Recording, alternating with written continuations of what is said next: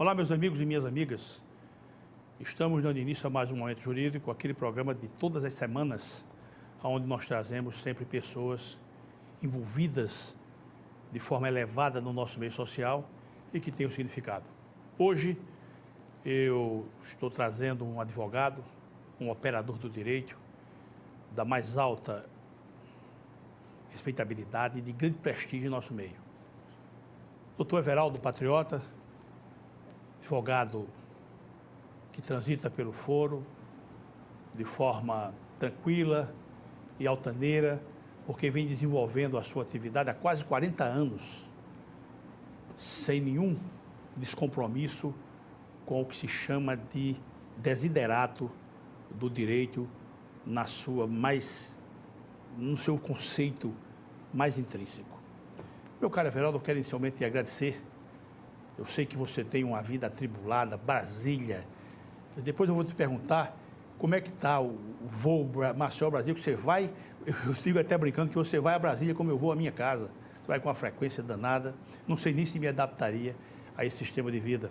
Mas quero te agradecer, você ter aberto, ter encontrado esse espaço na sua agenda, porque nós já tínhamos conversado há um longo tempo, e está aqui conosco. Então, eu quero logo, Everaldo, ratificar nosso agradecimento, a nossa honra, minha, da casa e da equipe que nos acompanha. E quero deixá-la à vontade já para uma primeira manifestação para os nossos telespectadores. A honra é nossa de estar aqui, mais uma vez, na TV MAI, no Momento Jurídico. Isso. Agora nessa dimensão bem mais ampla, com uma outra estrutura, e a honra de estar aqui com um amigo, um magistrado de muito respeito, de muita credibilidade, cioso de suas obrigações, comprometido com a ética. Então, para nós é uma satisfação imensa estar aqui para discutirmos esses assuntos assim tão caros, não só ao mundo da jurisdição, mas ao mundo da cidadania brasileira. Verdade. Everaldo, eu começo lembrando que nós somos contemporâneos de faculdade. Eu acho que eu tenho na sua frente meio período ou um ano só, mas o importante em tudo isso é que eu já vou com 40 anos de ingresso no curso jurídico, quer dizer, é mais ou menos de quando data o nosso conhecimento. Nós entramos na faculdade em julho de 1977, Eu sou na nossa FADIMA, né? Exatamente. Faculdade de Direito de Maceió, o nosso SESMAC. Naquela época só havia duas faculdades, só. Everaldo. E colamos grau no dia 2 de janeiro de 1982, mas terminamos no ano de 81. Eu colei grau no dia 23 de dezembro de 80. Por isso que eu digo que eu sou um pouquinho na sua frente. Eu tenho impressão, é porque eu não lhe conhecia. É um ano. Mas eu tenho impressão que eu lhe dei trote, Everaldo. Um ano. E o trote naquela época era pesado, era empurrão. Era pesado, saía de cabeça rapada. E dava empurrão, né? Dava empurrão. Para lá. Era. Bacana. Everaldo, eu terminei de ler agora, coisa fresquinha, coisa recente, de dias para cá, eu terminei de ler uma obra monumental, que é uma obra do Stefan Zweig. Ele escreveu essa obra em 1931, mas a edição que eu tenho é de 51, sobre a biografia de Maria Antonieta, que os franceses chamam de Marie Antoinette. E... A decapitada. Decapitada. Já já quando eu tinha lido já 2/3 do livro, eu fechei, e aí eu quero passar para você fazer uma análise crítica. A Revolução Francesa ocorreu, pasmem os senhores telespectadores, a Revolução Francesa, o maior movimento social que já houve na face da Terra, ocorreu por quê? Por corrupção, por nepotismo, por descompromisso com os interesses do povo, por mentira, por leviandade, por privilégio para a nobreza. Privilégio, gastos exacerbados e tal e tal. Ou seja, são coisas que nós vemos hoje no nosso país. São coisas que nós vemos hoje. Não é conversa, não. O que nós vemos hoje em nosso país, lá na França, 1793, 94 e tal, foi que determinou a Revolução Francesa, inclusive com a decapitação de Luís XVI e de Maria Antonieta. Aí já aproveito para dar uma informação, nessa leitura, Everaldo, eu vim saber, é muito triste, os últimos 4 anos dela foram muito, muito tristes, e muito pesar. Ela perdeu tudo, os filhos, tudo. E quando ela foi subir ao patíbulo, ela perdeu um sapatinho, rapaz. Caiu um sapato. Ela foi levada pela via, em Paris, né? Pelas ruas, numa carroça. Execrada. E tal. E caiu um sapatinho dela, rapaz. e houve alguém que pegou e esse sapato existe hoje, ele está no museu, na Normandia. Eu entrei na internet e localizei o sapatinho lá. É uma relíquia tão importante que a pessoa pega com uma luva o sapatinho dela. Mas, Everaldo, como é que você vê o atual momento ético em nosso país? Qual é a análise crítica que você faz do atual momento ético, lato sensu, que nós estamos passando? Veja, pegando o gancho inicial, por que se deu a Revolução Francesa? Quais foram os temas, os vetores da Revolução Francesa? Liberdade, igualdade e fraternidade.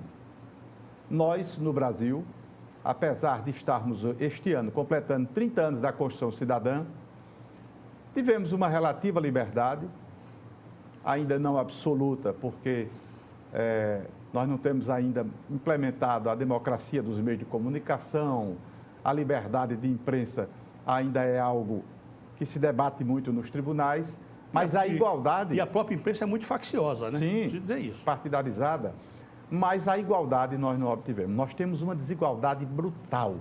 Então, no Brasil, só para você ter uma ideia, 1% dos brasileiros, 1% da casta brasileira detém hoje quase 70% das riquezas nacionais.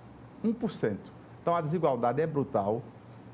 A fraternidade é algo que se tem episodicamente por impulsos religiosos, mas a solidariedade pregada no texto constitucional, a desigualdade, a redução das desigualdades regionais, o fim da fome, o fim da miséria, o fim da linha de pobreza, saneamento, água potável, isso ainda está muito distante de quase a metade da população. Então, afora tudo isso, como que na erupção vulcânica sai esta tenebrosa, esta volúpia de denúncias de corrupção, né? É como se o país fosse gerido pelo interesse absolutamente empresarial e só e tão só por essa intrínseca ou promíscua relação entre o poder econômico e o poder político. Daí essa crise que atinge os três poderes, essa crise que entrou até nas instituições, de um modo geral, você vê parte do poder judiciário também partidarizado, né? Com esse ativismo que se chama de neoconstitucionalismo ou consequencialistas.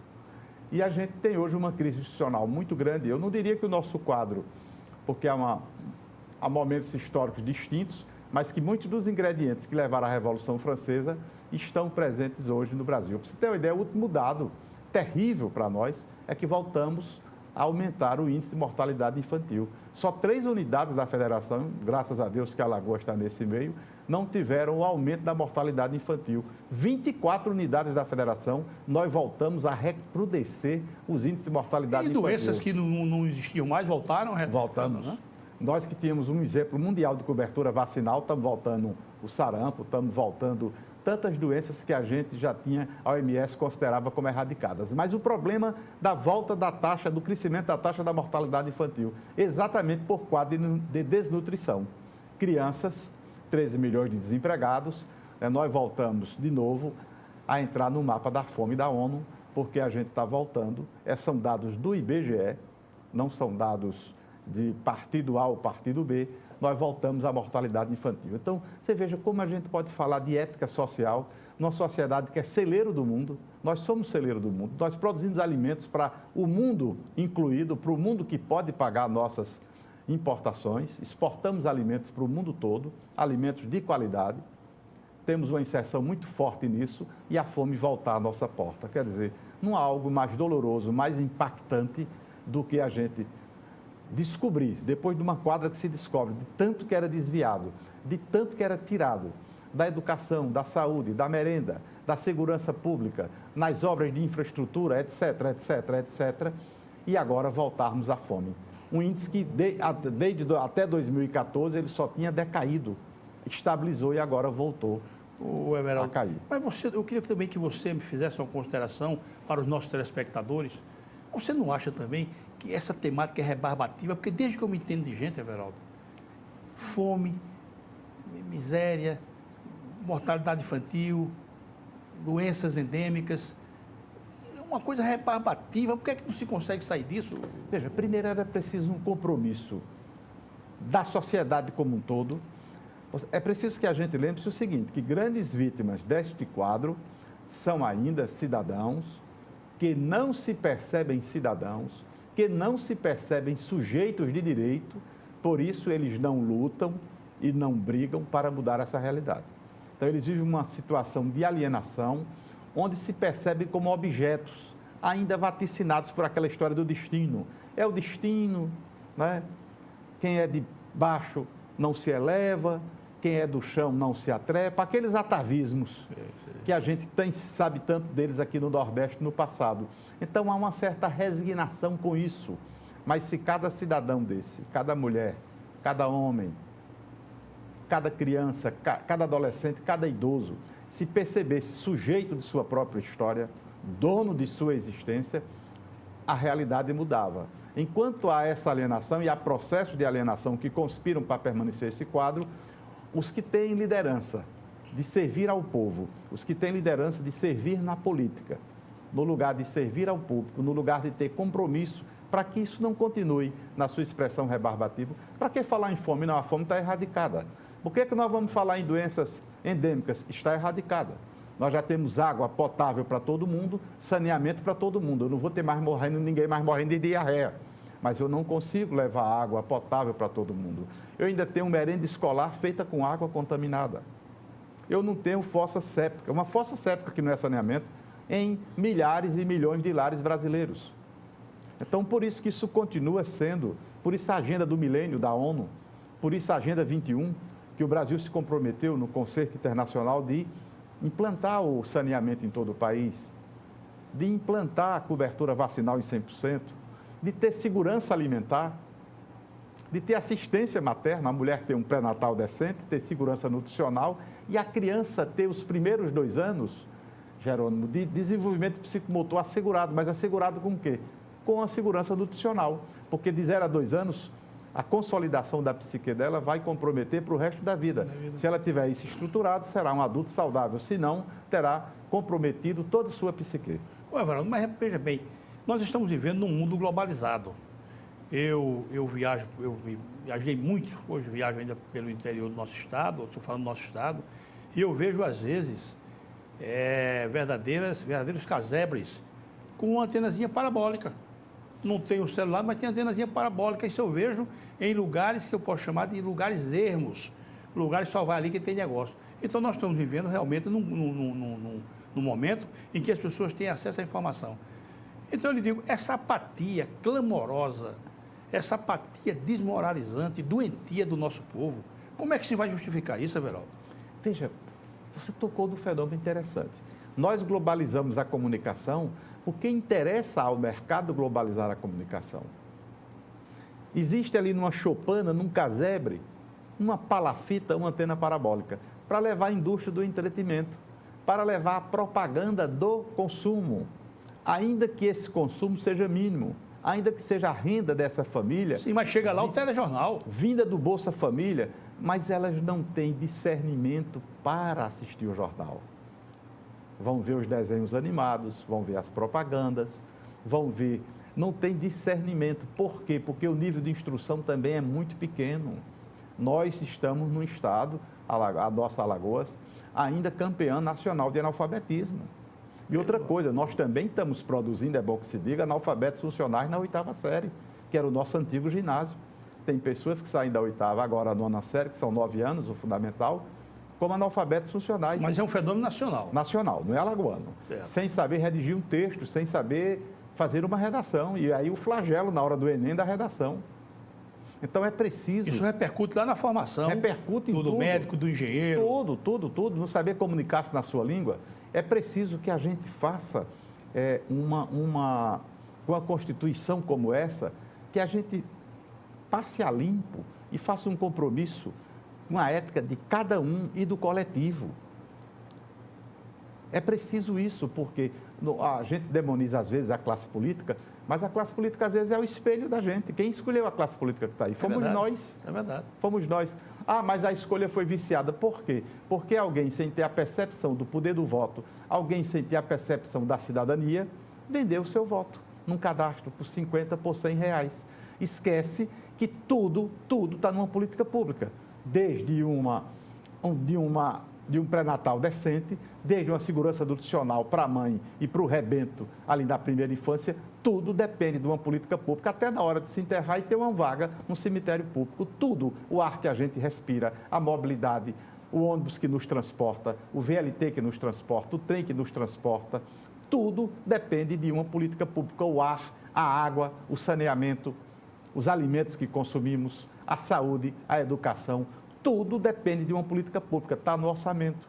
E nós não temos como deixar que o Estado deixe de existir. O Estado foi uma invenção moderna que a sociedade criou para administrar a vida em sociedade e, na visão de Aristóteles, nos levar à felicidade, não o contrário. Não nós usarmos os Estados para interesses privados, seja de uma elite, seja de um pequeno grupo, seja de dominadores, em detrimento da massa que tanto precisa dos serviços públicos em qualquer lugar do mundo, quanto mais num país como o nosso. Pois é. Já aproveitando, eu te pergunto, na verdade, você conhece Modesto Carvalhosa Sim. tão bem quanto eu. É um homem que, quando ele diz muito valor moral, muito valor ético e tal, ele diz os diabos. Eu assisti um Roda Viva outro dia dele e ele foi devastador. Como é que você vê a Operação Lava Jato? Deixa eu colocar bem. Você consegue, Everaldo, fazer alguma restrição à Operação Lava Jato? Ela não foi uma coisa boa, não, Everaldo? Veja, o combate à corrupção, e é bom lembrar que corrupção não é um fenômeno novo. Sim, é tão antigo quanto o homem na face da terra. Quanto o homem na face da terra. É bom que a gente não esqueça que talvez o primeiro ato de corrupção tenha chegado com Cabral para subjugar o índio. Quando mostraram ao índio um espelho, ele nunca tinha visto um espelho, depois deram um tiro para cima, o índio se ajoelhou. Porque ele disse, é um Deus. E Caminha aproveitou, pediu logo um emprego para o genro dele. Pediu emprego no final da carta, não No final da carta. Então, isso não é nada de novo. O que é que a gente precisa analisar? A razão de ser de uma sociedade, de todas essas instituições, está na Constituição. É a eficiência, a palavra moral está lá. Está lá. A palavra impessoalidade, legalidade, publicidade, transparência, está tudo ali. Então, a razão de ser do Estado é administrar esses recursos, né? Muito se fala em recursos públicos, todo recurso público é recurso do povo, né? Claro. Todo ele vem do povo. E o Estado não pode ter lucro, o Estado não é para ter lucro. O Estado não é para ter lucro. Então, é preciso que a gente veja esse papel macro do Estado e mesmo no momento de crise desse, a gente não esqueça das balizas do Estado Democrático de Direito. Devido processo legal, ampla defesa, prova lista, recursos a eles inerentes. Na hora que a gente mitiga isso, relativiza isso, a gente compromete o Estado Democrático de Direito. E vou lhe dar um exemplo. Foi o contexto da Lava Jato que levou o ex-Celso Pretório, o nosso Supremo Tribunal Federal, a dividir-se e decidir que a cláusula pétrea da prisão com a condenação em segundo grau poderia ser relativizada, poderia ser mitigada. O que quis o Constituinte de 88? Pode olhar toda a discussão, vamos dizer assim, toda a anamnese, toda a discussão sobre a norma. O Constituinte quis aquilo. Ninguém será considerado culpado senão depois do trânsito em julgado da sentença penal condenatória. Se o leigo não sabe o que é trânsito em julgado, ele entra ali e vê ligeirinho o que é trânsito em julgado. É uma sentença... E está escrito lá com todas as letras. Está escrito. Não precisa de interpretação. Não precisa de hermenêutica, não precisa de exegese. Está ali, é direito de garantia fundamental que qualquer um pode discernir. Ora, se o Constituinte disse isso, no momento de construir um contrato social, ainda com um Congresso Constituinte derivado, não foi originário, mas foi isso que o momento político permitiu, ele disse isso. Não caberia ao Supremo, em nome do combate à corrupção, que deve ser permanente, porque é ilícito, né? É o ilícito, e o Estado não pode compactuar com o ilícito, instância nenhuma, estamento nenhum de poder. Aí a gente começou a ter os excessos da Lava Jato. A Lava Jato, ela é importante, ela é permanente, ela deveria ser preocupação de todo o Ministério Público, do Ministério Público da comarca, do Ministério Público Estadual, do Ministério Público Federal, do Poder Judiciário como um todo. Agora, nós tivemos uma afã muito grande para o combate à corrupção, repito, não que ele não seja imprescindível, necessário, e terminamos por cometer alguns excessos, né? A prisão em segundo grau é um, o juízo especial, nós, dada a volúpia de feitos, terminamos criando uma vara só para o combate da Lava Jato. Então, nós temos no Brasil algo que é singular, algo inédito no mundo ocidental, que é a gente criar uma jurisdição para um só processo. Alguém poderia dizer, mas nas mãos limpas tiveram, mas era mais de um juiz. Né? Mas há outros processos já perante o juiz Moro. Não, essa vara hoje ela só trabalha com a Lava Jato. Ele não tem outra jurisdição. Foi uma decisão tomada pelo TRF, né? Dada a pletora de e as outras, os outros processos que ele estava tramitando? Não, ele ficou somente com... Até porque essa operação ela tem trabalho ainda para muitos anos. Claro. Não é? Então, isso é preciso se dizer isso para que as pessoas não façam também uma comparativa injusto. Quando se compara a produção do juiz Moro com a produção do Supremo ou de outro juízo singular, se comete uma injustiça. Porque o juiz penal de qualquer comarca, de qualquer vara, de qualquer tribunal, ele tem N processos. Não é que o juiz Sérgio Moro não tenha muito trabalho, ele tem o trabalho de Hércules, mas ele trabalha só com essa operação. Então, a produção dele, a produtividade dele, não se pode comparar. Tirando esses excessos cometidos, né? Assim, muito vazamento, muita pirotecnia, mas tirando esses excessos, é algo que o país precisa ter, mas ter dentro dos limites dos cânones constitucionais. A diferença entre remédio e veneno é a dosagem. É só a dose. Só a dose. Everaldo, eu já recebi ali a sinalização que nós vamos encerrar o nosso primeiro segmento, mas eu lhe pergunto o seguinte, você não acha que essa reiteração, Everaldo, dessas condutas altamente desprestigiantes para o nosso país, essa reiteração doentia, insana, você não acha que isso pode incutir nos nossos jovens uma certa banalização, não? Como é que você vê isso? Isso, para mim, é a pior coisa, é o exemplo que vem de cima. É aquela história, fulano se deu bem, fulano deu certo. Diz que se perguntou à esposa do Sérgio Cabral, a nossa colega advogada Adriana Anselmo, por que tudo isso? Ela disse, nós estávamos vislumbrados. Veja, o que pode um jovem pensar? O bom é a política, porque a gente entra na política, engrena, toma conta de uma engrenagem partidária, consegue um mandato, é um espaço de poder, nunca mais vamos ter dificuldades. Para mim, o pior que fica é isso, é essa cultura. Foi um sistema criado para o poder econômico gerar o poder político, via financiamento de campanha. A forma de aquisição do poder no Brasil é que está absolutamente antidemocrática, absolutamente antiética, e a gente precisa mudar isso. Edvaldo, e o pior é que eles fazem as leis, os políticos fazem as leis. Ninguém faz lei para se autoflagelar. Exatamente. Como é que ele vai fazer uma lei para se autoflagelar, como você disse? Por isso que a mudança disso, a mãe de todas as reformas, que é a reforma política, ela só virá se nas ruas nós dermos o grito de que ela precisa vir.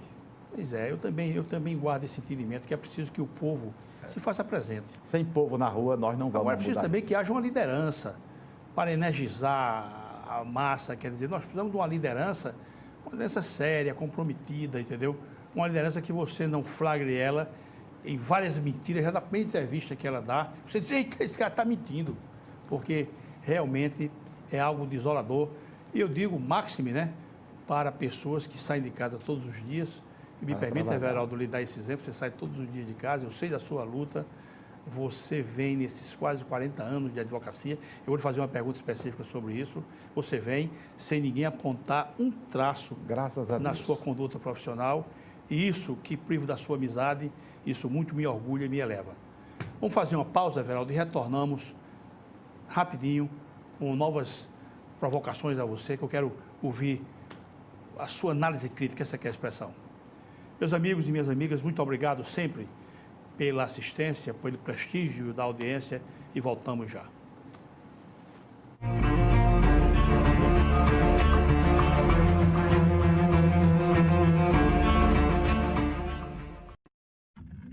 A CL Investimentos é uma empresa que trabalha com imóveis próprios. Quando precisar locar ou comprar um imóvel, procure a CL Investimentos. Aqui só locamos e vendemos imóveis próprios. Por isso damos garantia de um investimento seguro.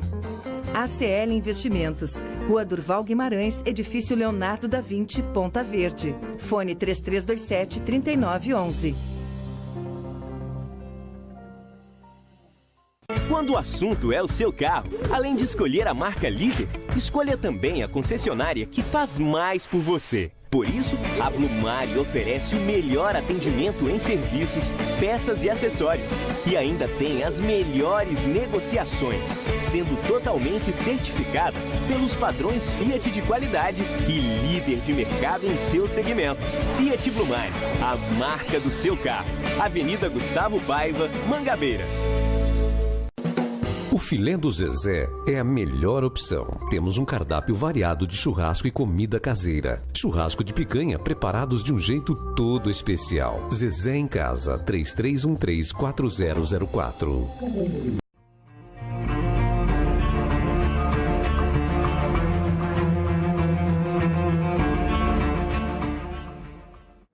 Olá, meus amigos e minhas amigas. Estamos retornando nesse segundo momento, segundo segmento do Momento Jurídico, conversando hoje com o nosso Everaldo Patriota, eminente advogado, ilustre operador do direito, que transita pelo foro desse país de forma muito tranquila e altaneira. Como dizia Calmon de Passos, eu gosto sempre de lembrar Calmon, que nós conhecemos, né? Muito. E eu me lembro que nós jantamos com ele uma vez. Sim, sim. Lembra um dia de muita chuva. Bom, então o Everaldo é aquele advogado que a gente encontra no fórum, encontra nos corredores do fórum, cumprimenta e fala bem. Porque, graças a Deus que isso não é aqui, é fora de Alagoas, há figurinhas carimbadas. Aliás, em Pernambuco, tomei conhecimento agora que um advogado se apropriou de honorários que ele não tinha direito ainda ia acertar tudo, ele foi na frente, tirou tudo. E lá em Pernambuco, o desembargador mandou voltar imediatamente. Deu, acho que não me engano, 24 horas para ele devolver o dinheiro. Imediatamente. E eu digo, graças a Deus que isso não é aqui. Isso é lá para Pernambuco. É um estado maior, tem mais esses problemas. E aí eu pergunto já, meu caro Everaldo Patriota, meu amigo, quais são as virtudes? Aquele que pensa em ingressar na advocacia, o estudante de direito, aquele que está ainda nos bancos da faculdade, aqueles advogados novos ainda, na sua opinião, quais são as virtudes que um advogado deve encerrar na sua pessoa para que ele possa ser digno do respeito e da consideração dos seus pares? Primeira virtude é ele ter um convencimento visceral de que quer ser advogado. Para ser advogado, é preciso ter paixão pela profissão. Ah, mas isso é uma figura de retórica? Não. Não dá para ser advogado só com a racionalidade. As agruras do advogado são tantas se ele não se enamorar pela profissão, mas ele não pode só embevecer-se nessa paixão. Ele precisa ter um preparo técnico, porque a vida, a liberdade, o patrimônio das pessoas vai ser confiado a ele. E, para além de um preparo técnico, de atualizar-se constantemente com a lei, fazer só o que ele domina, fazer só o que ele sabe. Não é possível mais, dada a amplitude do direito, termos um advogado clínico geral. Por isso que a jurisdição é especializada. Tem o juiz civil, tem o juiz criminal, tem o juiz da fazenda pública, no civil tem o juiz da família, tem o da sucessão, etc. Não é? Tem o tributário. Tem o tributário. Então, o direito é muito. Hoje o direito ambiental, hoje o direito digital, hoje, etc. O direito, cada dia mais que a sociedade vai complexando a realidade social, tecnológica, etc., o direito vai se ainda tem os chamados microsistemas, né? Sim. Como o direito do consumidor. Lógico. Que é hoje o mundo, aquilo ali é um direito mundo. da criança e do adolescente. A criança e do adolescente. Agora esse direito de informação no mundo digital, um ramo novo, o direito urbano, enquanto já se dividiu o direito urbano. Mas voltando, além de apropriar-se do conhecimento técnico adequado e ter o fervor e a consciência do que vai fazer, é preciso ele andar num caminho chamado ético. Ou ele tem como esgrima a ética, ou ele não servirá para a advocacia.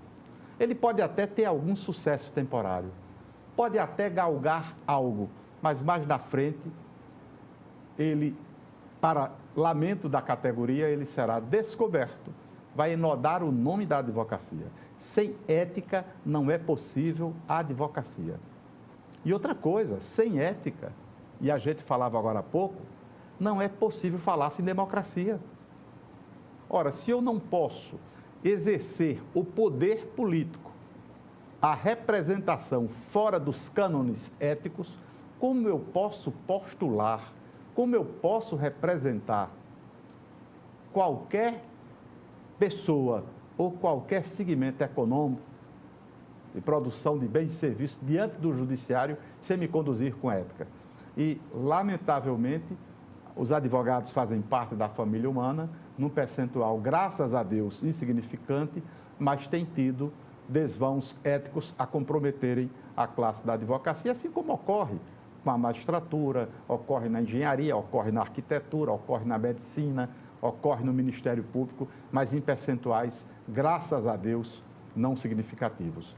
Mas eu diria que o maior instrumento, a maior arma do advogado hoje, com toda a crise que está aí, é a ética. A ética, né? Sem ética não há. Eu tenho que postular o que a lei prevê, o que é possível. Eu vou usar numa tese contra a lei?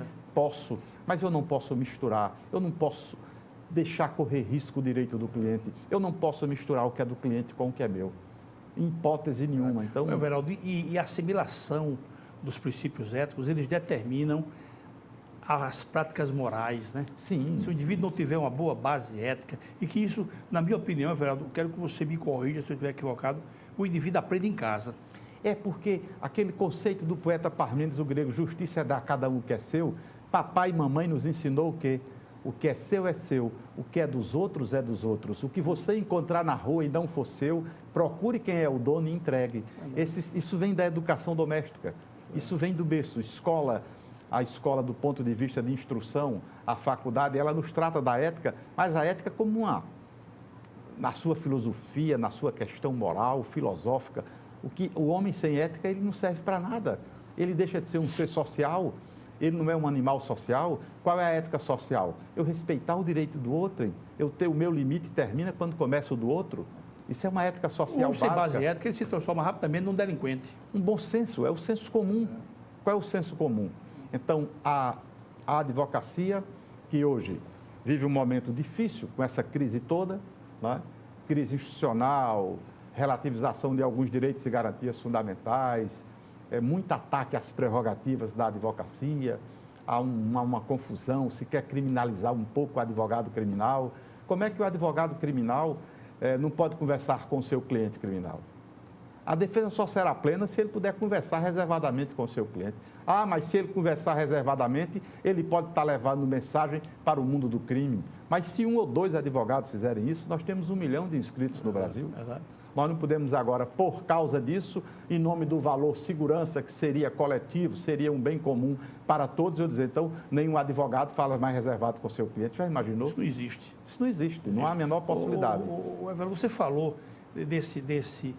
dessa linha de argumentação muito importante, mas em termos de deveres, dever do advogado, porque o advogado tem muitos direitos, claro, as prerrogativas, sim, mas você poderia elencar 2 ou 3 deveres do advogado? Primeiro, dever de urbanidade.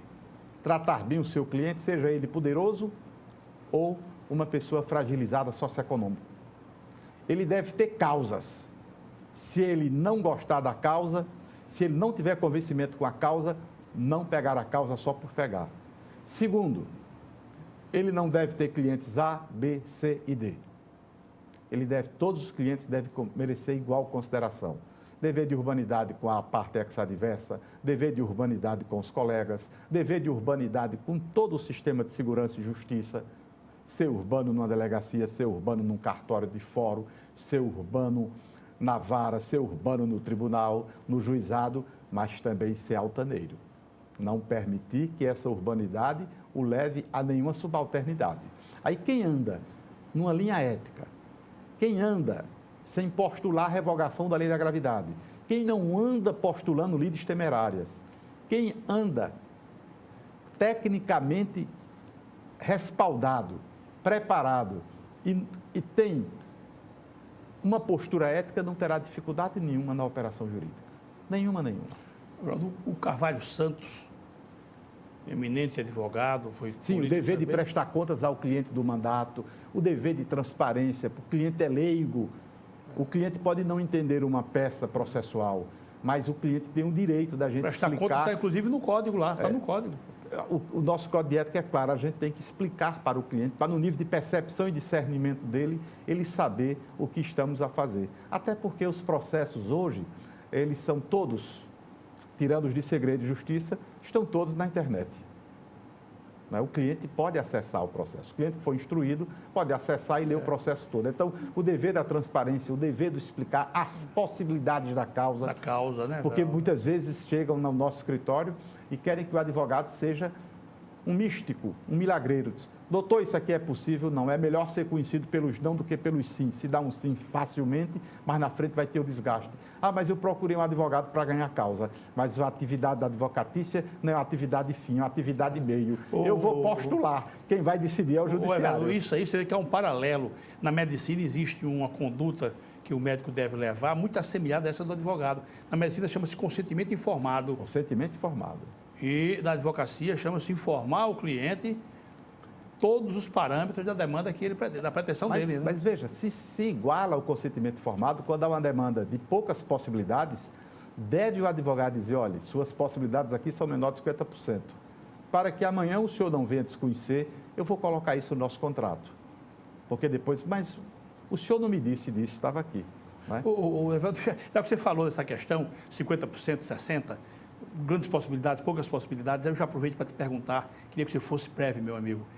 Essas decisões do Supremo Tribunal Federal, que nós estamos vendo ultimamente aí, essas decisões aos olhos dos não iniciados, não pode parecer que seja a jurisdição uma coisa meio anárquica?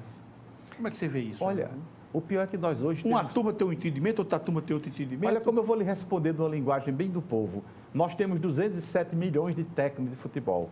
Agora nós temos 207 milhões de processualistas. Todo mundo sabe o que é embargo infringente, o que é embargo de declaração, o que é colegialidade. Eu li até uma poesia, embargos infringentes, um dia desse. Então, veja, o que para nós da área jurídica é um caos de insegurança jurídica, de instabilidade, para o povo, diz, gente, espera aí, fulano está solto, cicrano está preso, fulano está preso, fulano já está solto. Como é que explica que prende uns e solta outros? Então, na cabeça do povo, é algo muito ruim esse ativismo, essa partidarização do Supremo Tribunal Federal. Não tem que ter receio nem arrodear. O Supremo Tribunal Federal tem hoje 11 Supremos. Cada gabinete é um Supremo. E agora partidarizado. Quer dizer, isso é muito ruim. O Supremo não podia, dos 30 anos da Constituição, estar dando esse exemplo para o Brasil. Nós precisaríamos de mais estabilidade, de mais colegialidade, de mais respeito às cláusulas pétreas, de mais guardião da Constituição. Menos ativismo e mais guardião da Constituição.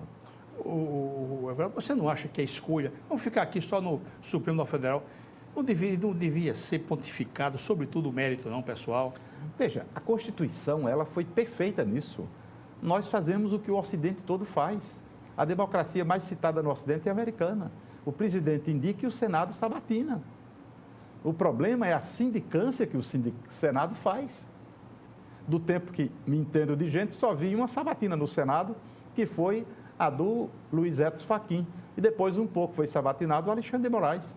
Mas as sabatinas eram todas um converscote entre amigos. Eu sei como é. Então, jogo para inglês ver. Jogo para inglês ver. Está lá, reputação ilibada, notável saber jurídico. E às vezes não era nem tanto ilibada, viu?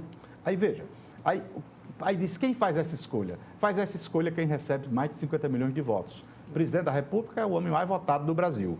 E se numa democracia tem poder quem tem voto, o presidente da República tem essa missão sublime, diria até, de escolher um dos 11 ministros do Supremo para indicar. Aí caberia o Senado. O presidente falhou, essa pessoa tem a reputação com algum senão, nós não vamos aprovar. Mas esse notável saber jurídico, o Senado não é obrigado a ser constituído de 81 juristas, concorda? Mas eu vou buscar o conhecimento, eu vou buscar o assessoramento, eu quero sabatinar. Qual é a situação, as agruras maiores do Supremo hoje? Quais são as demandas que mais estão no Supremo? Então eu vou sabatinar o candidato dentro daquilo que está para o Supremo decidir. Mas sabatinar não é uma pergunta somente para o camarada responder e mostrar, às vezes, alguma erudição, às vezes, algum pedantismo, não. É para questionar. Então, se o nosso Senado não cumpre o seu papel, nós não podemos atribuir ao processo de escolha. O Senado da República é que deveria cumprir o papel. Everaldo, rapidamente, eu quero só dar uma informação para os nossos telespectadores, e evidentemente eu vi também o comentário seu. Você vai me ajudar aqui no nome do ministro. Ele escreveu o Salão dos Passos Perdidos e até faleceu, tropeçou no galeão, caiu e fraturou o crânio, rapaz. Foi ministro do Supremo Tribunal Federal. Foi, eu estou querendo me lembrar ele defendeu o Dock Street. Ah, sim. Tem até um Evandro Lins e Silva. Evandro Lins e Silva. Evandro Lins e Silva. Piauiense. Evandro Lins e Silva. Conheci Evandro Lins e Silva. Pois é, eu conheci Evandro Lins e Silva no Congresso, eu comprei um livro dele, está autografado. Eu tenho uma dedicatória. Ele era medalha Rui Barbosa, estive com ele várias vezes no Conselho Federal da Eu tenho uma Ordem. dedicatória dele, belíssima, num Congresso, eu era advogado na época, e ele, justamente, a obra é essa, Por que absolvi George School? Não, Por que defendi Dock Street? Eu acho Dock Street. Que o Dock Street foi o advogado. Mas eu quero dizer o seguinte, você sabe como é que ele diz no livro dele, O Salão dos Passos Perdidos, como é que ele chegou no Supremo. O presidente João Goulart ia fazer uma viagem à China e convidou vários empresários e facultou os empresários trazer também sugestões? Um ou dois amigos, vai. E um empresário lá de Santa Catarina o convidou e ele foi. E lá naquela viagem, uma viagem para a China, uma viagem longa, naquela conversa, parece que o presidente João Goulart se afeiçoou dele. E à noite, lá já na China, uma noite, numa tomada daquela de uísque, perguntou ele, você quer ser ministro do Supremo Tribunal Federal? Ele disse, quero, agora eu não vou pedir a ninguém.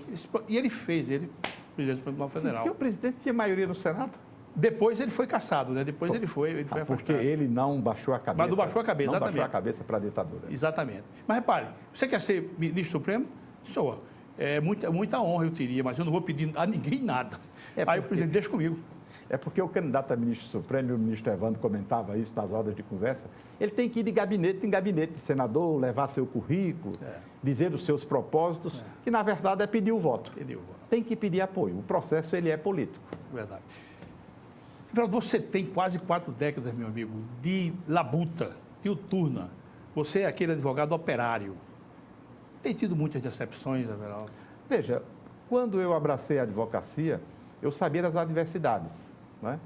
E as primeiras adversidades estruturais, a gente foi vencendo, a gente não tinha fórum, teve fórum, a gente não tinha computador, tem computador, as varas não tinham assessor, tem assessor, o processo hoje é virtual, mas a gente tem sempre a dificuldade da resposta. Nunca a resposta que o jurisdicionado quer vem a tempo e de forma adequada que ele quer. Essa angústia, ela é que faz com que vários... É uma decepção? Faz com que vários advogados vão ao infarto e vão ao AVC, por isso que eu dizia nas minhas aulas de prática forense, que a gente precisa de um coração para segunda, outro para terça, outro para quarta, outro para quinta e outro para sexta, para poder sobreviver. Mas não é decepção, eu vejo isso como um processo, sabe? Nós vamos aprimorando, não é um processo de cidadania. Se a cidadania não se realiza na saúde, não se realiza na educação, não se realiza na segurança pública, ela não vai se realizar também dando saltos no Poder Judiciário. Isso tudo está dentro de uma cultura só. Vereador, e você trouxe à colação um assunto, uma temática bem interessante. Eu concordo com você. Eu acho que a jurisdição, ela é tardinheira, regra geral, ela é tardinheira. Por isso que Rui dizia, né? Mas podemos responsabilizar alguém, Everaldo? Todos nós somos responsáveis por isso. Todos. A cidadania não se preocupa com a jurisdição. Só quando o sujeito tem um problema que está lá. Você já viu alguma passeata pedindo justiça célere? Já viu algum candidato desses, a governador, a senador, a deputado federal, a deputado estadual, falando num judiciário célere, aparelhado? Não. Já viu? Não. É como se a jurisdição não desse voto. Agora ele vai falar em ponte, vai falar em merenda, vai falar em colégio, vai falar em praça esportiva, vai falar em estrada asfaltada, vai falar em praça, vai falar em calçamento, vai falar em hospital.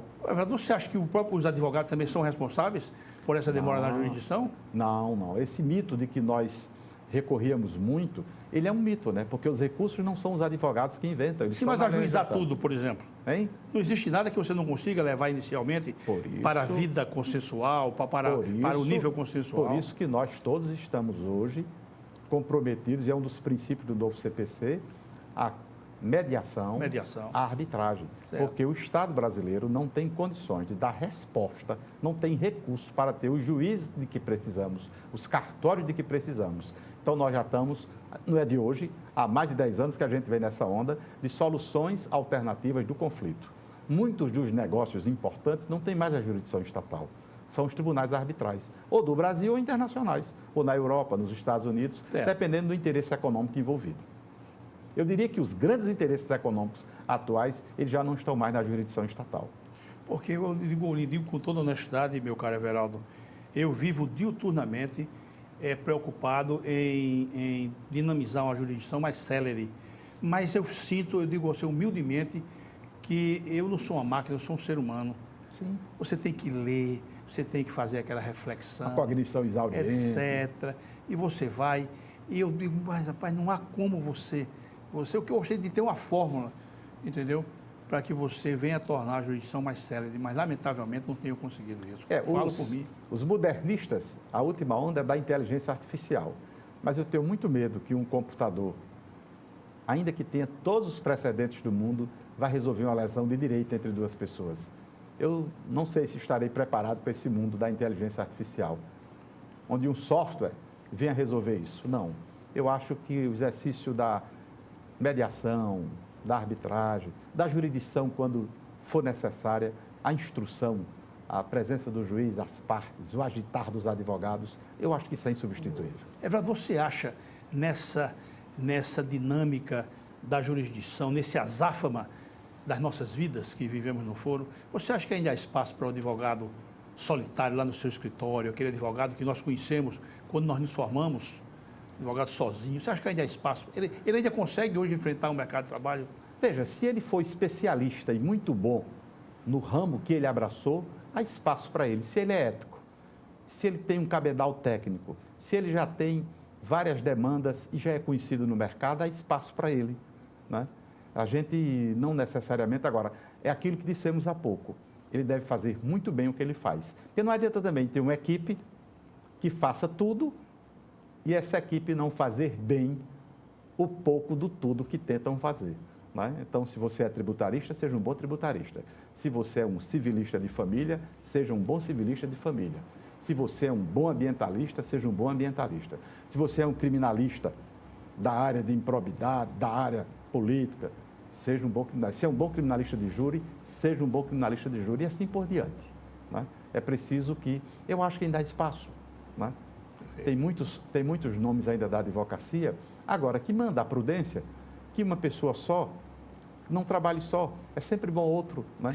Duas pessoas discutirem uma tese, discutirem uma peça, né? Nós somos 4 lá no modesto escritório, sempre que um faz algo, outro tem que ver, porque dois pensando é melhor. E outra coisa, sem vaidades, né? Sem vaidades. Everaldo, e a nossa OAB? Eu estou dizendo nossa OAB porque eu fiz parte, eu fui advogado e pretendo um dia retornar. E a nossa OAB, Everaldo, como é que está agora essa questão de sequenciar o trabalho da nossa Fernanda Marinella? Como é que você está acompanhando isso? Fernanda é uma gigante para trabalhar. Você é conselheiro federal, né? Sou. Fernanda é uma gigante para trabalhar, não tem hora, tem atendido a todas as demandas da advocacia, mas Fernanda está sendo chamada para ir para o contexto nacional, cumprir um papel, né? Foi ela quem fez a primeira Conferência Nacional da Mulher, advogada aqui em Alagoas. Foi ela também que, presidindo a Comissão Nacional da Mulher Advogada, transformou a Comissão da Mulher Advogada, que era uma comissão especial, em comissão permanente. Fernanda não é um nome de Alagoas hoje, é um nome nacional. E Fernanda deve estar indo para essa missão nacional. E nós estamos trabalhando, graças a Deus, que o nosso grupo da situação tem mais de um nome. Terrível era se nós só tivéssemos um nome. Você sai com ele? Não, candidato a presidente não, meu tempo já passou. Por que você diz isso? Não, porque passou. Hoje eu estou afastado da faculdade, há milhares de advogados jovens que nem me conhecem, e a gente deve, assim, ter noção de limite, né? Ter consciência disso. Então, há muitos valorosos nomes do grupo, graças a Deus temos bons nomes, e estamos fazendo o que a política tem, que é conspirar, articular, juntarmos as forças necessárias da situação. Fernanda, a atual gestão tem um bom trabalho, seja na ordem, ela com Ednaldo Maiorano, o vice-presidente, com sua diretoria, seja a Caixa de Assistência dos Advogados, com Nivaldo e sua equipe. Então, a gente praticamente cumpriu todas as promessas de campanha estão cumpridas. Então, a gente está tranquilo, devemos manter o grupo unido e até regimentar mais forças para fazermos a sucessão, não por uma questão de continuar com o grupo, mas por uma questão de continuar servindo a advocacia e a cidadania alagoana. Maravilha. Everaldo, quero deixá-lo à vontade para uma última consideração para os nossos telespectadores. Mandar uma mensagem que você entenda conveniente. Olha, o que eu queria dizer aos telespectadores do Momento Jurídico é que vocês estão de parabéns. A gente tem um programa, uma liberdade imensa, um programa com uma pessoa com muita massa crítica a conduzi-lo, que não traz aqui perguntas de abrobinha, nada de superficial, um programa que só enriquece a TV Mar. Eu acho que é um marco ter uma pessoa que venha para cá discutir de A a Z. Qualquer problema com transparência, sem desassombro, à vontade com os telespectadores. Para mim é uma honra ter vocês e existir o programa Momento Jurídico da TV Bar. Everaldo, sucesso para você, maravilha. Muito obrigado. Eu que agradeço. No nosso meio. Você, eu sempre digo, aqui e acolá eu vou estar lhe provocando para você vir aqui bater esse papo conosco. À sua disposição. Porque, Everaldo, eu estou dizendo isso com a categoria que eu tenho para dizer. Você é daqueles que diz e eu acredito no que você diz. Obrigado. Porque há alguns que dizem e eu vou para casa com a pulga atrás da orelha, perguntando assim, onde é que ele está querendo me pegar?